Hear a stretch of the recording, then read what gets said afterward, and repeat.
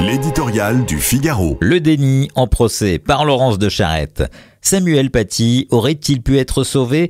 Cette interrogation, ou plutôt ce tourment insupportable et lancinant, plane sur le procès de ces bourreaux qui s'ouvre aujourd'hui à Paris.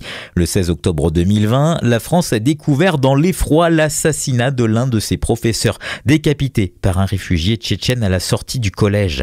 On appelait l'école sanctuaire, elle est apparue telle qu'elle était devenue, un lieu de soumission plus que d'émancipation. La République s'est indignée, le gouvernement s'est mobilisé. Bougies, hommages, discours, puis au nom de Samuel Paty, il fallut bientôt en accoler un deuxième, celui de Dominique Bernard, professeur de lettres poignardé 3 ans plus tard devant son lycée à Arras. Les rares mots prononcés par son assassin, dont la famille devait être expulsée quelque temps auparavant, ont été consacrés à cracher sa haine de la France.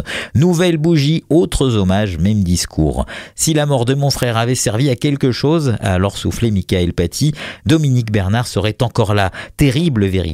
L'assassinat de Samuel Paty a en effet révélé à ceux qui persistaient à l'ignorer la mainmise de l'islamisme au cœur même de la société. Mais il a, plus encore, mis à nu l'impensable aveuglement qu'il a autorisé. Renoncement de la laïcité ouverte, capitulation du pas de vaguisme, lâcheté institutionnalisée, jusqu'à cette impuissance d'État face à ces fanatisés qui n'auraient jamais dû se trouver là.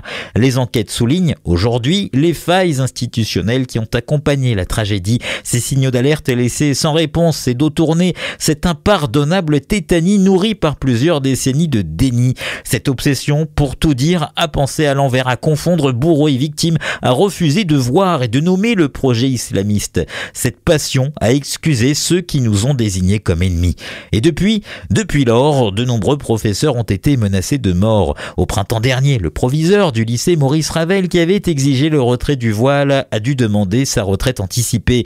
Un nouveau procès s'ouvre, il ne servirait à rien s'il n'était pas, cette fois, l'occasion d'un réordonnancement en profondeur de nos politiques d'immigration et de nos exigences d'assimilation.